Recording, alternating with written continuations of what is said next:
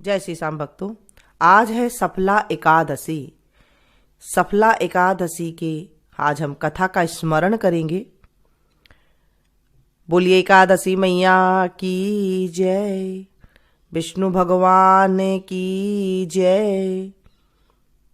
श्रीमन नारायण नारायण नारायण, श्रीमन नारायण नारायण नारायण, भज मन नारायण नारायण नारायण। श्री युधिष्ठिर बोले, हे भगवान, पौष मास के कृष्ण पक्ष की एकादशी का नाम क्या नाम है? इस दिन कौन से देवता की पूजा व विधि क्या है? यह सब समझाइए। श्री कृष्ण भगवान बोले, हे राजन, मैं आपके प्रश्नों का उत्तर देता हूं। दान देने वाले की अपेक्षा मैं व्रत करने वाले से प्रसन्न हूं। अब आप इस एकादशी व्रत का महत्तम सुनो। पौष माह के कृष्ण पक्ष की एकादशी का नाम सफला है। इस एकादशी के देवता नारायण हैं। इसका पूर्वोक्त विधि अनुसार व्रत करना चाहिए और नारायण जी की पूजा करनी चाहिए। जो मनुष्य एकादशी व्रत तथा मेरा पूजन करते हैं वे धन्य हैं।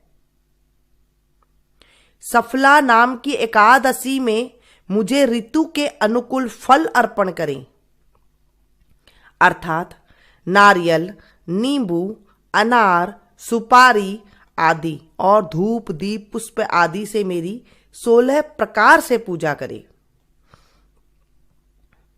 इस दिन दीप दान तथा रात्रि को जागरण करना चाहिए। इस एकादशी व्रत के समान यज्ञ, तीर्थ तथा दूसरा कोई भी व्रत नहीं है। मनुष्य को 5 सहस्त्र तपस्या करने से जो पुण्य मिलता है, वह पुण्य भक्ति पूर्वक रात्रि जागरण सहित सफला एकादशी के व्रत करने से मिलता है। हे राजन, अब आप सफल एकादशी की कथा ध्यान पूर्वक सुनिए। चंपावती नगरी में एक महिष्मान राजा राज्य करता था। उसके 4 पुत्र थे। इन पुत्रों में सबसे बड़ा लुमाक राजा का पुत्र महापापी था। वह सदैव पर स्त्री गमन तथा वेश्याओं के यहां अपने पिता का धन नष्ट किया करता था। वह देवता, ब्राह्मण, वैष्णव आदि की निंदा किया करता था। जब पिता को अपने बड़े पुत्र के बारे में समाचार ज्ञात हुए,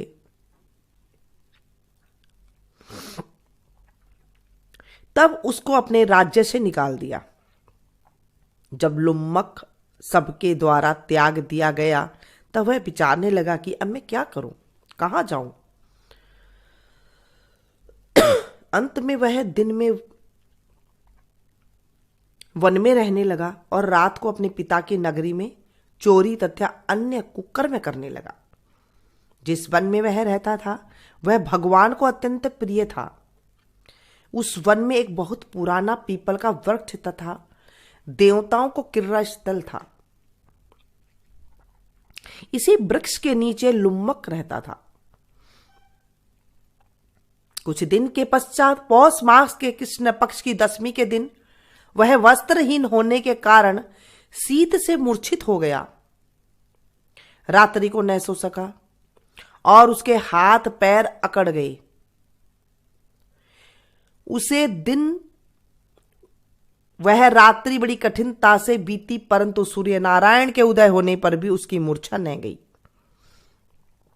सफला एकादशी के मध्याह्न तक वह दुराचारी मूर्छित ही पड़ा रहा। जब सूर्य की गर्मी से उसे होश आया तो वह अपने स्थान से उठकर वन में भोजन की खोज में चल पड़ा। उस दिन वह जीवों को मारने में असमर्थ था, इसलिए जमीन पर गिरे हुए फलों को लेकर पीपल के वृक्ष के नीचे आया। जब सूर्य भगवान अस्ताचल को प्रस्थान कर गए तब फलों को पीपल की जड़ के पास रख कहने लगा कि हे भगवान, इन फलों से आप ही तृप्त होवे। ऐसा कहकर वह रोने लगा और रात्रि को उसे नींद नहीं आई।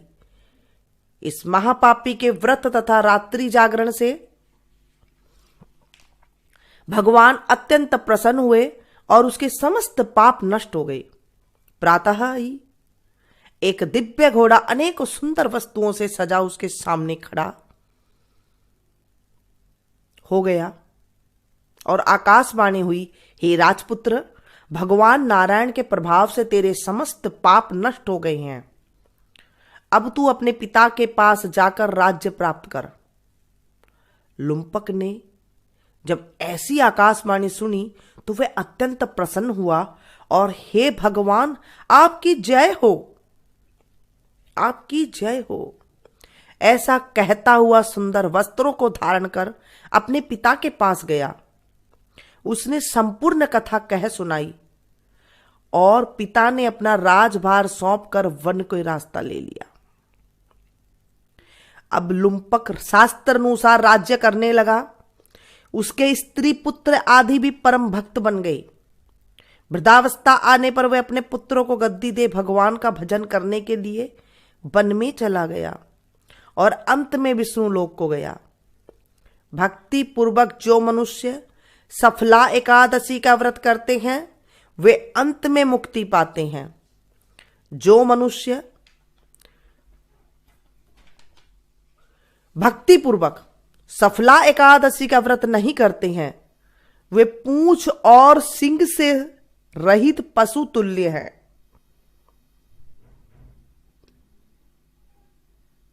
सफला एकादशी का महत्तम का पठन व श्रवण से अश्वमेघ यज्ञ का फल मिलता है।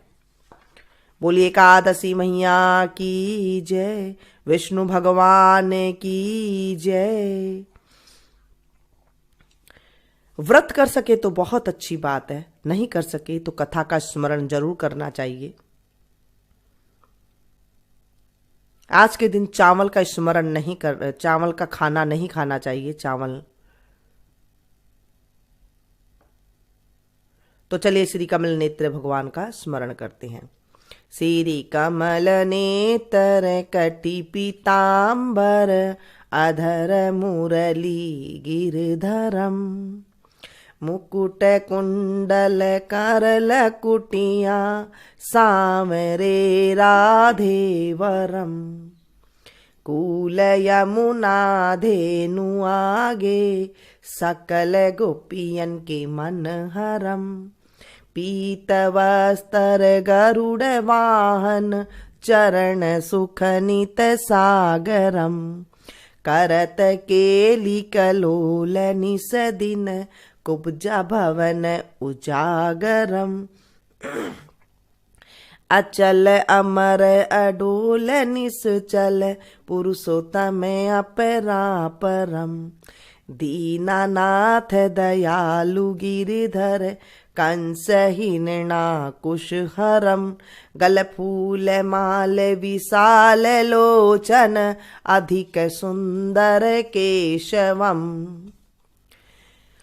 वंशीधर वसुदेव छल्यो बलि छलो हरि वामनम जल डूबते गज राख लीनो लंका छेदो रावणम सपत दीप नव खंड 14 भवन किनो राम जी एक पलम द्रौपदी की लाज राखी कहाँ लो उपमा करम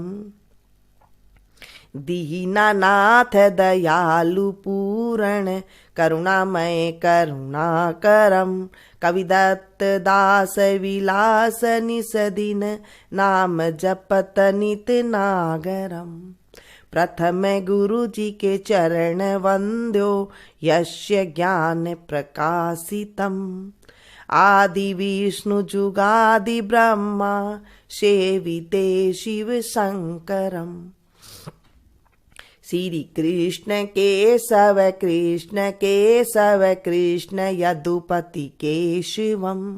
श्री राम रघुवर राम रघुवर राम रघुवर राघवम। श्री राम कृष्ण गोविंद माधव वासुदेव हरि वामनम। मच्छ कच्छ वराह नरसिंह पाहि रघुपति पावनम। मथुरा में केशव राय विराजे गोकुल बाल मुकुंद जी। श्री वृंदावन में मदन मोहन गोपीनाथ गोविंद जी। धन्य मथुरा धन्य गोकुल जहाँ श्रीपति अवतरे। धन्य यमुना का नीर निर्मल ग्वाल बाल सखावरे। नवनीत नागर करत निरंतर शिव बिरंचि मन मोहितम। कालिंदी तट करत क्रीड़ा बाल अद्भुत सुंदरम। ग्वाल बाल सब सखा विराजे संग राधे भामिनी। वंशीवट तट निकट यमुना मुरली की टेर सुहावनी। भज राधे रघुवंश उत्तम परम राजकुमार जी। सीता के पति भक्तन के गति जगत प्राण आधार जी। जनक राजा परण राखो धनुष बाण चढ़ावही। सती सीता नाम जाके श्री रामचंद्र प्रणामही। धन्य मथुरा धन्य गोकुल जहाँ श्रीपति अवतरे। धन्य यमुना का नीर निर्मल ग्वाल बाल सखावरे। श्री कृष्ण कलिमल हरण जाके जो भजे हरि चरण को। भगति अपनी देव रे माधव भवसागर के तरण को। जगन्नाथ जगदीश स्वामी श्री बद्रीनाथ विश्वम्भरम। द्वारिका के नाथ श्रीपति केशवम प्रणमाम्यहम्। श्री कृष्ण अष्टपद पढ़त निस दिन विष्णु लोक सगच्छतम। श्री गुरु रामानंद अवतार स्वामी कविदत्त दास समापतम। श्री गुरु रामानंद अवतार स्वामी कविदत्त दास समापतम। बोले विष्णु भगवान की जय। एकादशी मैया की जय। एकादशी मैया, आज हमने आपका कथा का स्मरण किया है और विष्णु भगवान की जो है हमने लीला गाई है। तो हे एकादशी मैया, हमारे जीवन में जितने भी पाप है उस पापों का नाश करना और हमारे जीवन में खुशियों का आगमन करना। अगर इस कथा को हमसे कोई गलती हो गई है कथा में तो उससे हमें माफ़ कर देना। अबोध बच्ची समझ के हमें माफ़ कर देना। अगर कुछ अधूरी रह गई हो तो उसे पूरी कर देना। पूरी है तो हे एकादशी मैया उसे स्वीकार करना। बोले एकादशी मैया की जय। मिलती हूँ फिर से एक नई वीडियो में नई जानकारी के साथ, नई कथा के साथ। तब तक आप लोग देखते रहिए मीनू संगीत। Thank you.